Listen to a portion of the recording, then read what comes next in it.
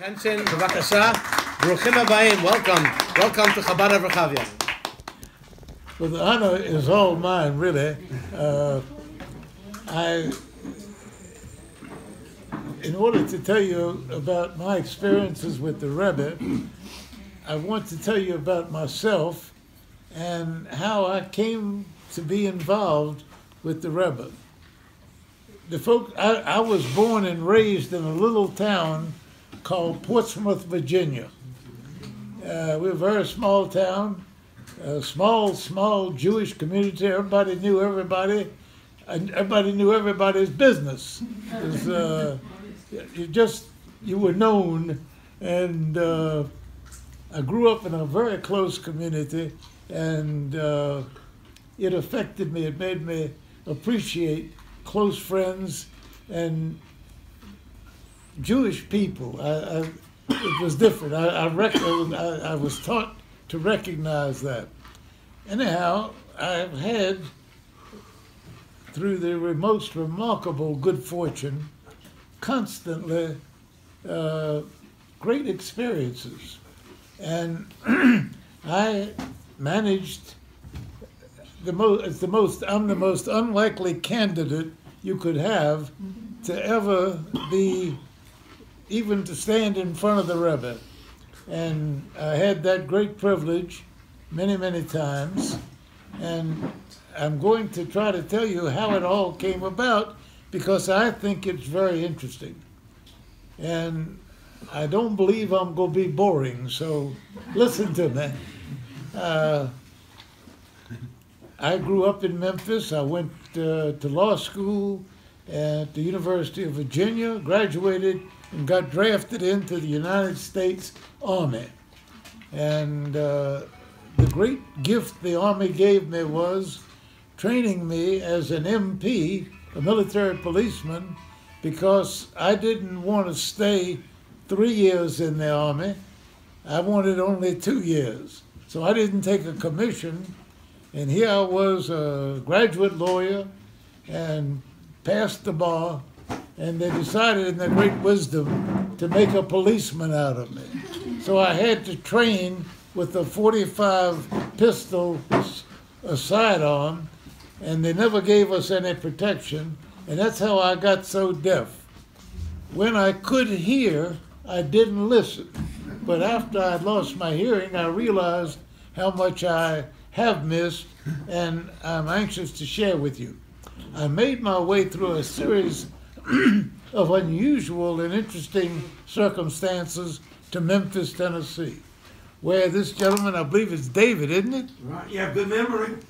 David is a man here in Jerusalem who came over to me tonight and said he was in the first class that was ever went through the Hebrew Academy of Memphis. The Yeshiva of the South. The Yeshiva of the South. That's a distinct honor. I don't believe I've ever met anybody, and I live in Memphis. I never met anybody else who was there for that first class. Alan Katz was. Well, I know Alan Katz very well. He never told me he was in the first class. Well, well, you are a first-class gentleman in my mind. You in that first class, you're right there. Very nice. You know, the school of Rav Goldberg that we have high course of. Thank you. That brings us together. I thought it was vodka. Yeah, Well, I wouldn't give him a full cup, don't worry. You take what you can get around here.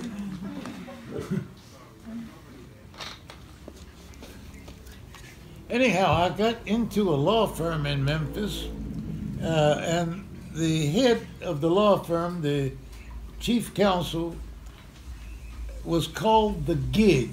He was a very widely known lawyer, very successful, and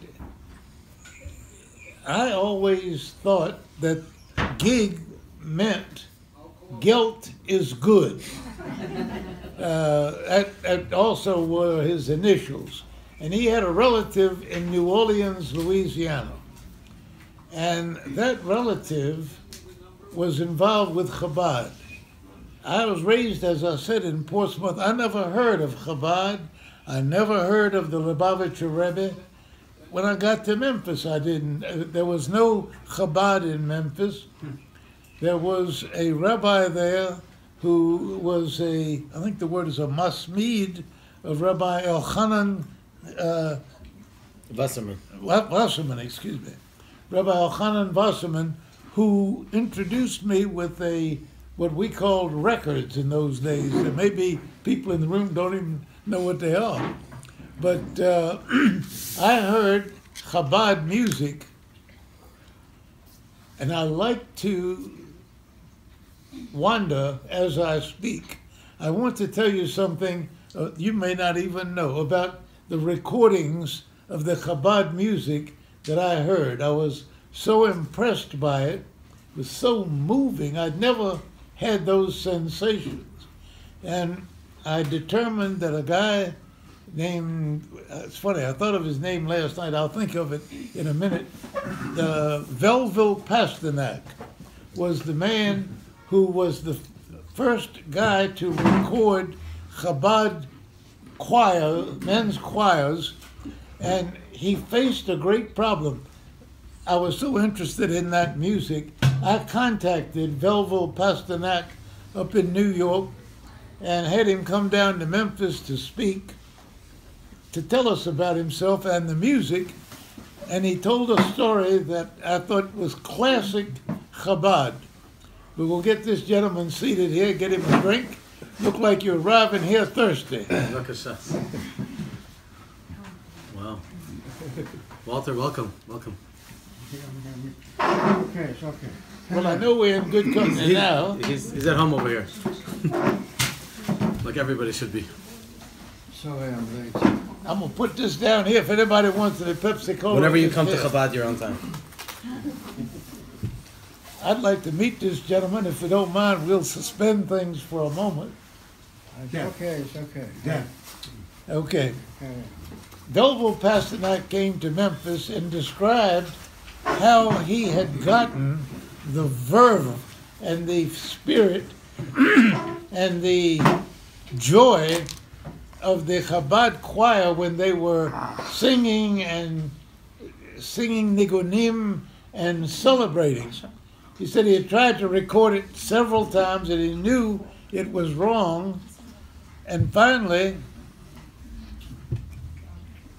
you know, I don't like to see anybody drink by themselves like brothers. Boy, this is a real crowd. Where did he speak at in Memphis? Where? JCC. JCC. I didn't hear. But Velvil described that in order to get the spirit, he told everybody that they were going to do it on a Sunday. He had rented out a recording studio, and 3 times before he got what he wanted. But the 3rd time was a Rosh Chodesh, and he said, everybody bring things to eat, bring food. We're going to have a farbrengen, and he recorded that music that they were singing, and he got it all across, and it came right out of that record, and that really connected me. I knew I wanted to know more about the people who were doing that. Hi, I'm Captain. I'm glad to be here with you. That's beautiful.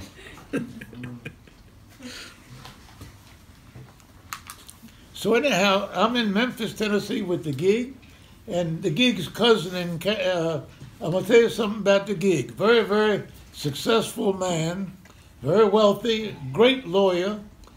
Practicing law with him was like studying art with Michelangelo. The man was a genius. And I profited enormously. It's emotional to think of him. He's all over Shalom now, many years. But the gig, as a child, lived in a very poor family, and his father was a peddler who opened a grocery store and had 10 children, and they were always hungry. He was always, when he went to sleep, he knew that he was going to be hungry the next day, and he never got over it. So that it was very difficult for him to give anything away. He was Jewish, and he drifted far from the path, and his cousin in New Orleans was involved with Chabad with Rabbi Rivkin, I believe. Rivkin, sure. And I knew that cousin. She's a very outstanding young woman. And she got hold of a guy, I don't know how many of you have ever heard of him, a fellow named Moshe Kotlarski had come to New Orleans to work with Rabbi Rivkin and help him establish himself. This is very early days. And she told Moshe, since you're down there in New Orleans, on your way back to Brooklyn, go to Memphis and visit my uncle, and maybe you can get him to do some tzedakah. He simply, when a check was put in front of him to give money away, his hand trembled. He couldn't complete the signature. So my fate had been, in the office with the gig, that Memphis was right in the middle of the United States in many ways. It still is. It still is. Thank you. I thought they'd lost it, but I don't know where it is.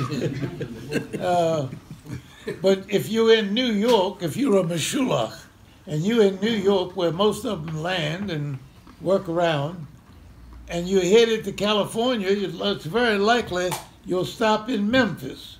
If you're down in New Orleans, you're going to Chicago. Highly likely you'll stop in Memphis. And so many Meshulachim came through Memphis, and I was very pleased that I'd say about 90% of them made their way to my office. What's a Meshulach? People they go around to collect money. Uh-huh. And it was often the case, as my son would testify to, that I had paying clients waiting to see me, and we had a fairly large waiting room, but the paying clients were standing up while the Meshulachim were gathered, and they were learning together, waiting for me to get a chance to see them. But they just assumed, we're here, we're taking over, and I never did try to correct that impression.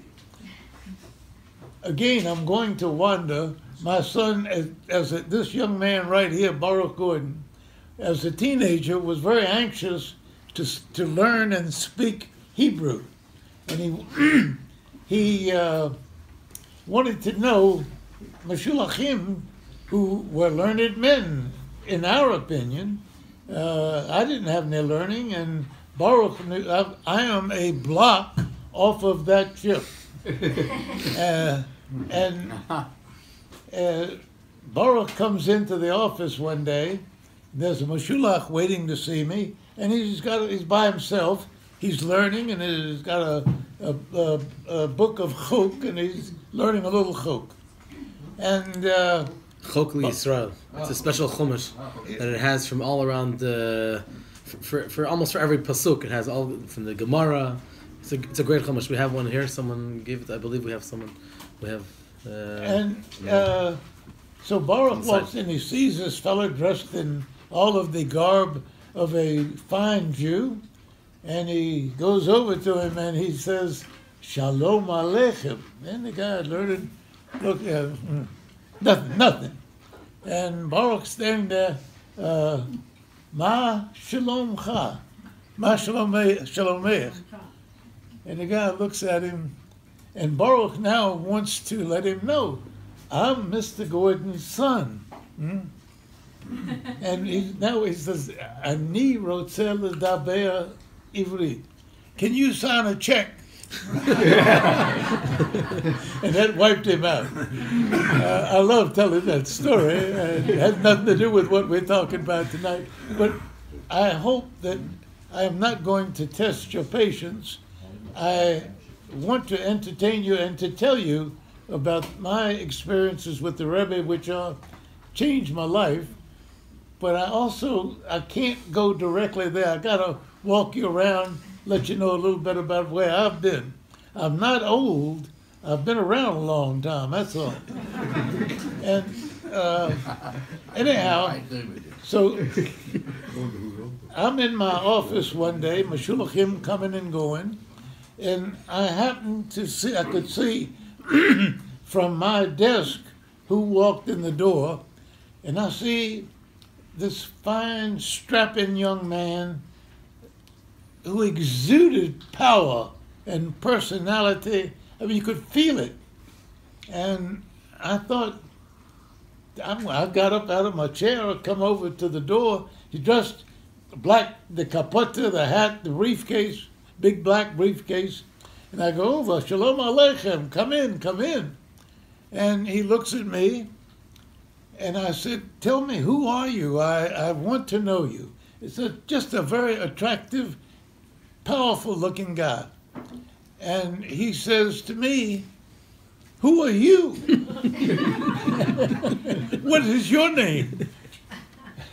I'm thinking, I'm Big Al. I'm the guy here. The gig is the man, but I know you're not here to see him.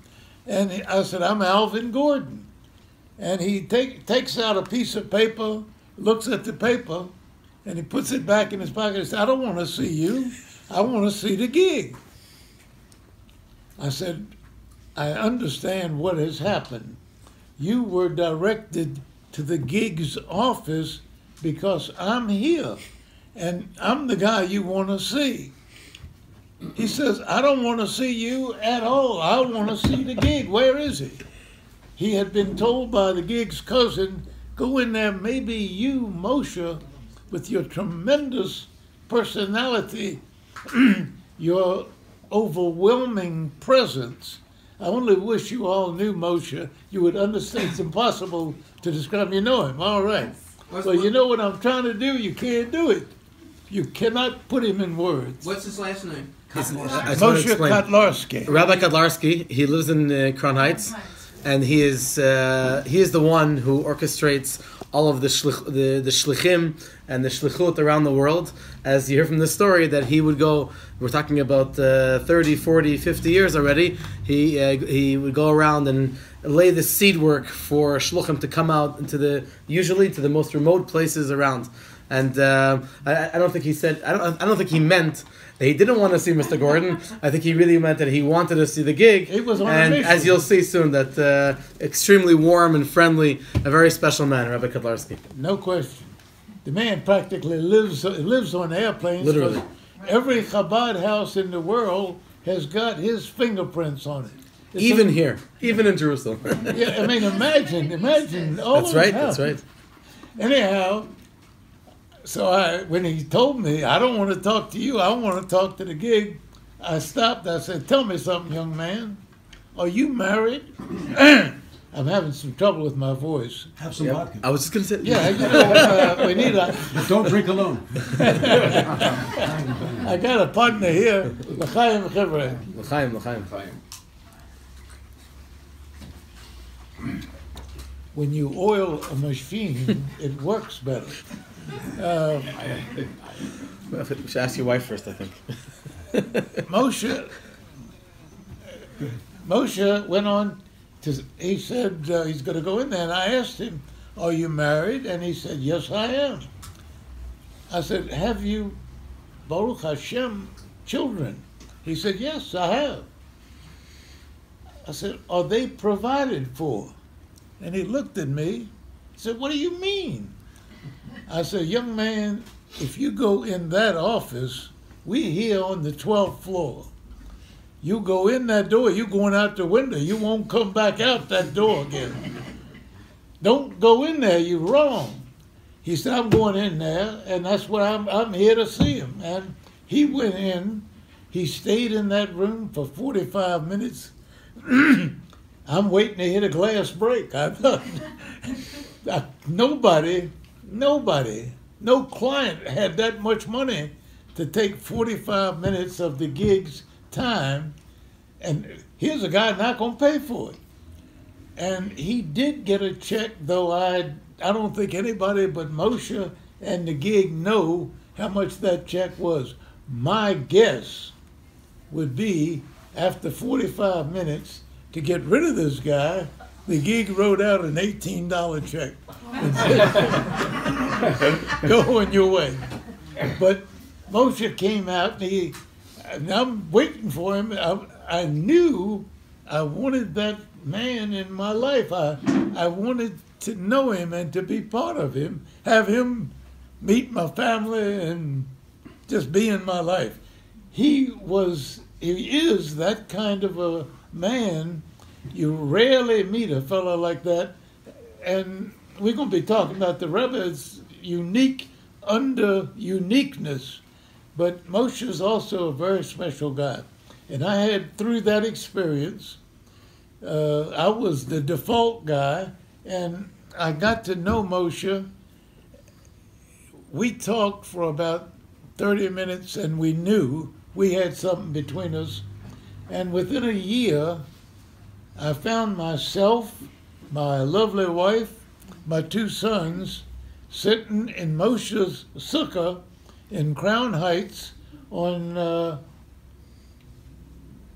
Hoshana Rabbah. Hoshana Rabbah. Hoshana Rabbah, right, thank you. What year was that? Lincoln had just been buried. It was about 40, probably 45 years ago. And you got to understand, I'd never had any experiences like being in a Hasidic sukkah. Moshe's sukkah, you got, the whole world is there. I meet a guy sitting next to me, blew me right out of my chair. I asked him, young man, where are you from? He said, I'm Chabad from Christ Church. There's a place in New Zealand, and the name of the city is Christ Church. And he got the Chabad house there. That's a real challenge.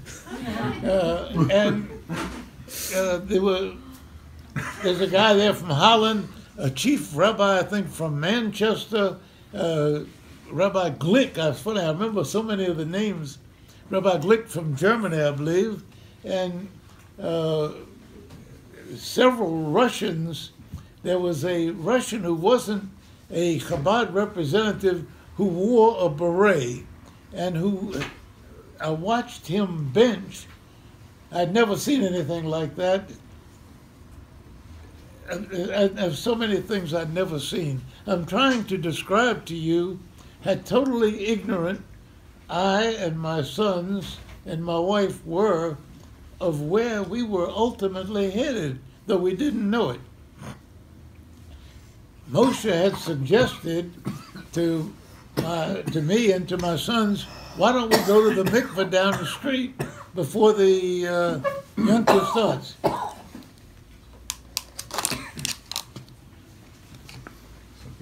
Okay.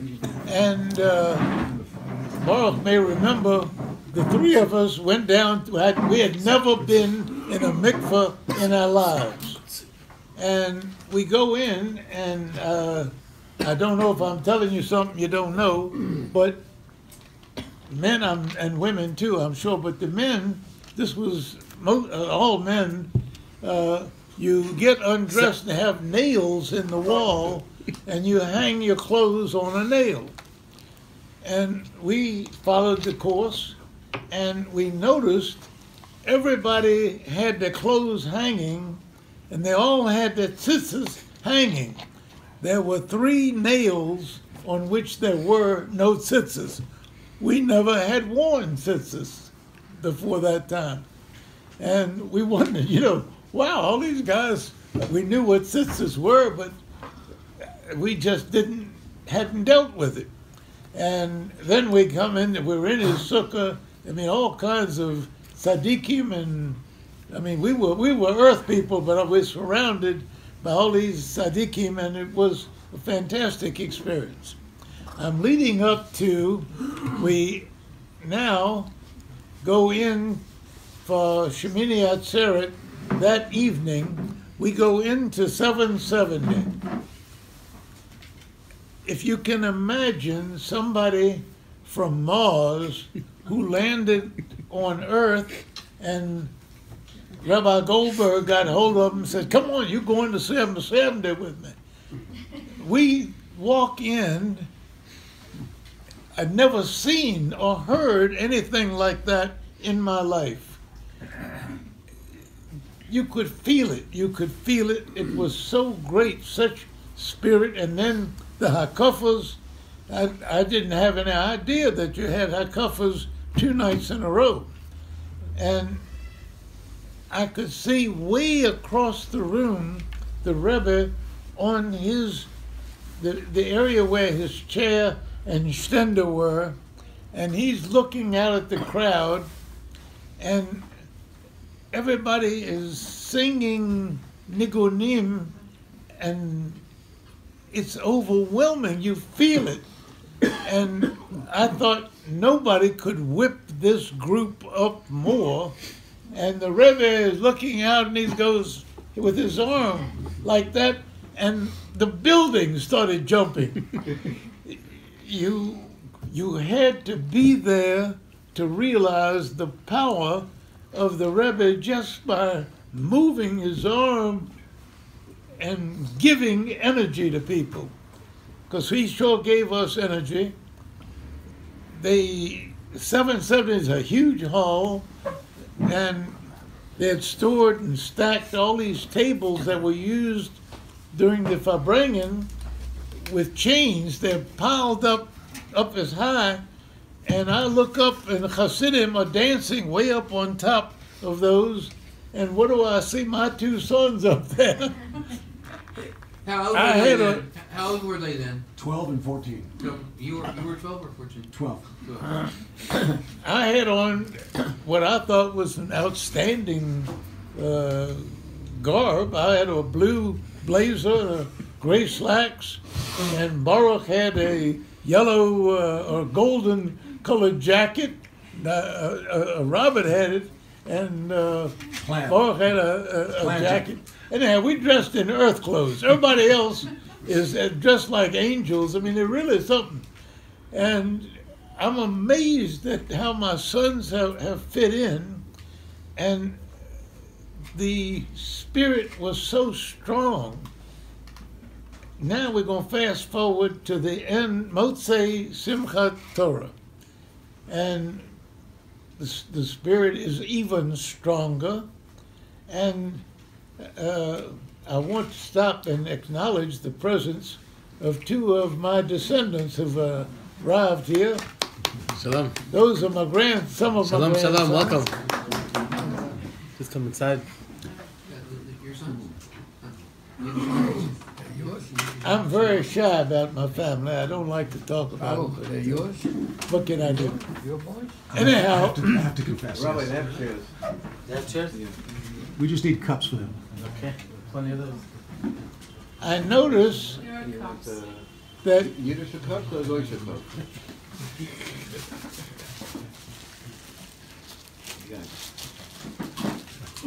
I noticed that the Hasidim are lining up, and that they've got the Rebbe is standing in an area where there's like a table, and he's behind the table. He's got Geboyim that are standing there with him. I mean, don't go too far with that vodka. Keep it around where we can see it. But they're lined up, and people are singing. They're in the line. They're going to come before the Rebbe, and they're going to get a kos v'bracha, a cup and a blessing, to depart from the yontif. I had no idea what's going on, and Moshe Kotlarski is a very cordial and courteous man, but he doesn't understand what, I guess in the South, we certainly respect people standing in line. When you get in that line, you get behind them. You don't go right to the front of the line, elbow somebody out of the way, and push a total stranger into the line. Well, that's Moshe's style. I had no idea what he had on his mind, but we were about 10 people back from where the Rebbe is, giving out a coast for Baruch. I'm going to describe it in a minute. And I'm following Moshe. He's got me by the coattail, and my sons are with me. And we go up there, and he elbows us into the group. Now, folks, the Hasidim who are in the line are singing, dancing, but it's like when they get to a certain post, they stop because they're in sight of the Rebbe. Now, I had no idea why. You know, they change. You get to that point, you become aware. Hold on, I got to absorb every minute of this, every second. It's very special time to see the Rebbe, much less to be before him. And I'm standing there, very casual. Moshe is behind me. I've got my two sons in front of me, and he whispers in my ear the following: Alvin, you're going before the Rebbe. You know, I look at him like, well, yeah, I am. You know, I mean, so what, almost. I didn't say that, but I thought it. I couldn't imagine what's going to happen. But we make our way up, and now I'm standing in front of the Lubavitcher Rebbe. My sons are with me, and before we got before him, I watched how he behaved, what he did. Every person who came before him, he looked at that person deeply and looked down at the wine and poured the cup and looked at them and usually said something and handed them the cup, and they were gone. But it was, I mean, many of them handed the Rebbe a letter or a request of some kind. So now I'm there, and I'm standing in front of the Rebbe, and he looks at the cup, and then he looks at me.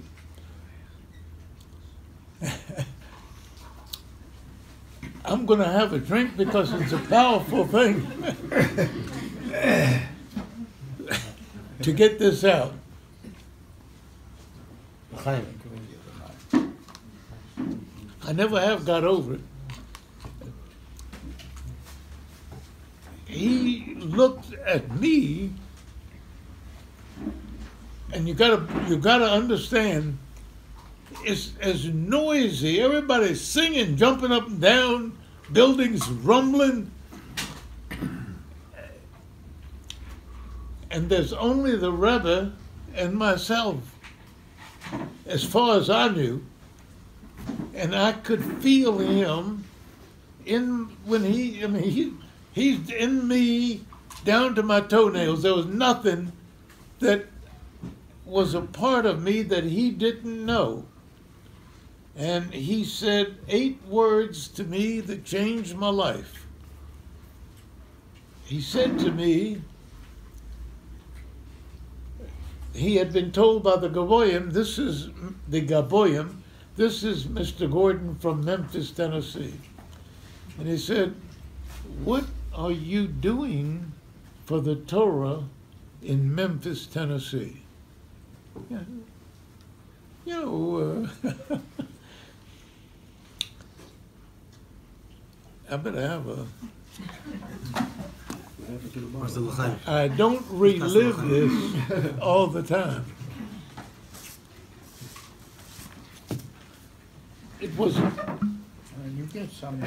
tremendous moment. In all that noise, he said that to me, and I couldn't believe. Please close the door. Please close the door. What a thing to say to me. I mean, my reaction was, who are you talking to? I don't deal in Torah. I'm just a lawyer.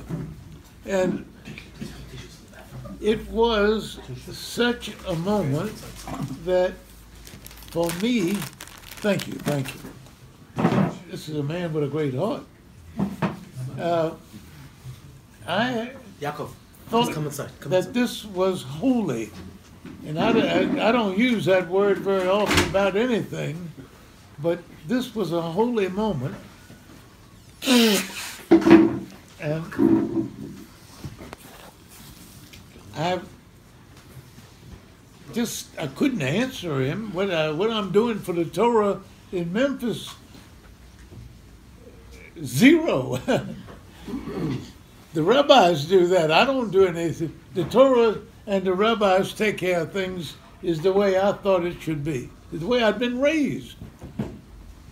And then he realized I was, like a golem. I was standing there. I couldn't get over it.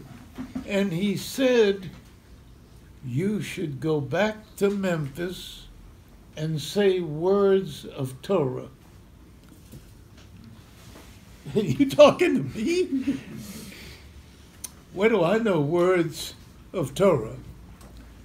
But the fact that this man had been and was inside of me, I said to myself, I got to do that. It's something I never did. So I went back to Memphis with my wife and my two sons, and we were changed people.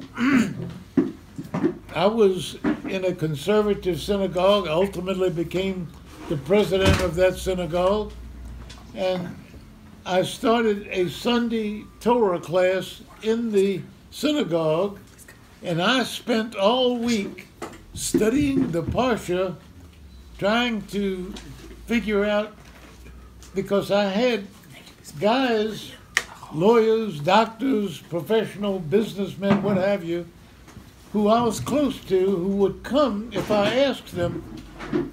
It was unique to them. Who the hell, Alvin, wants us to come Sunday morning and learn Torah? And I did it. I was the one-eyed guy in the blind community. And it changed me. It changed a lot of things.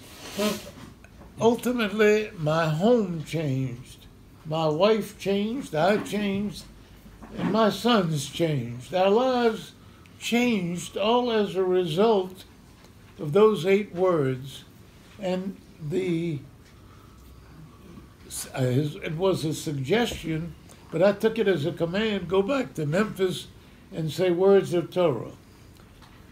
I ultimately left lifetime friends who were in the conservative movement and went and joined Anshe Sfard, and I organized downtown in Memphis, in my office, a weekly Torah study group with doctors and lawyers across the board, Reform guys, Orthodox guys, and conservative guys, all of us money people, working people, professionals, and businessmen.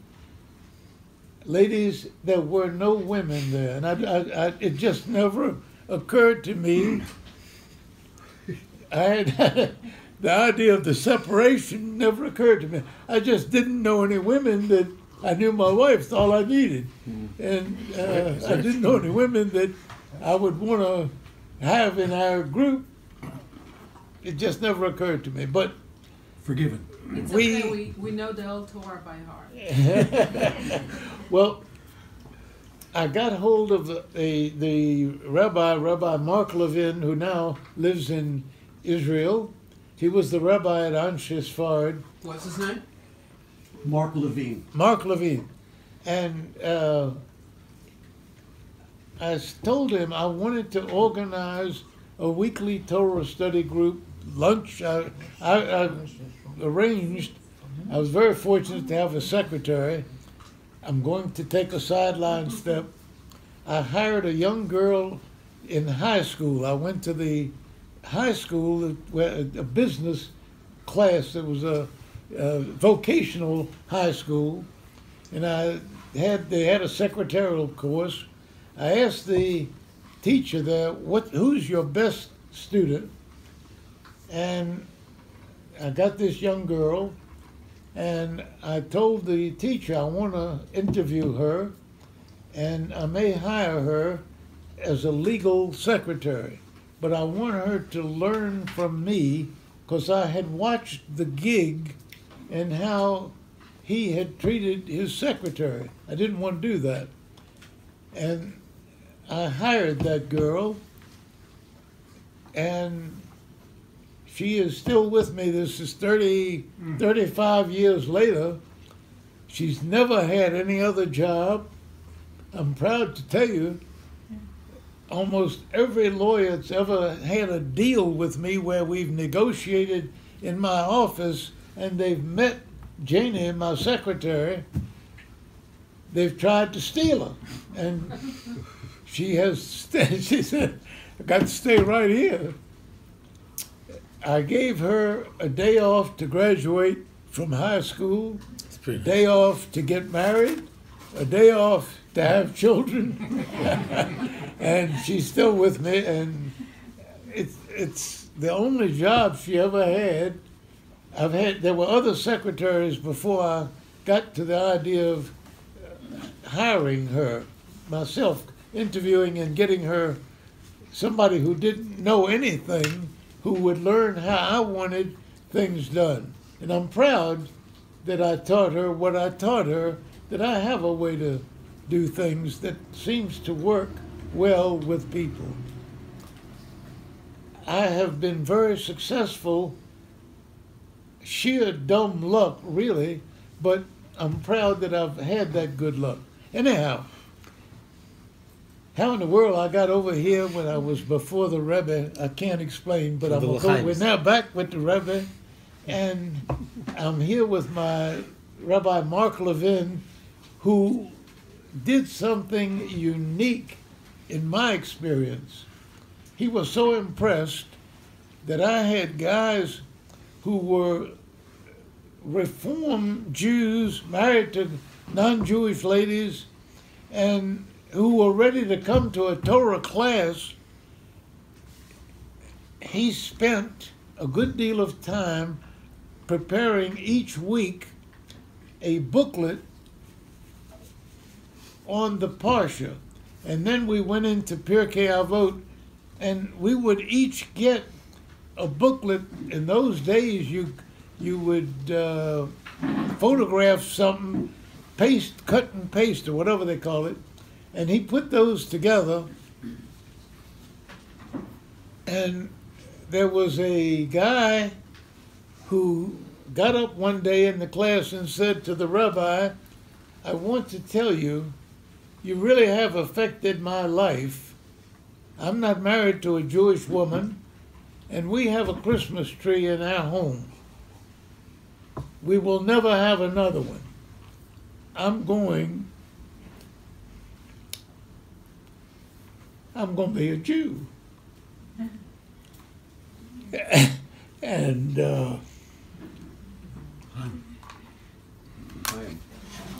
that fellow went on he's done great things because the Rebbe said, go back to Memphis. So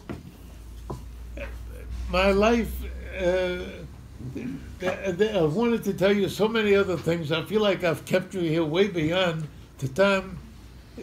Maybe it's time for the Jewish rear end can only sit so long. And so maybe it's time for a little niggin, and then we'll hear some more. We're all here to hear you.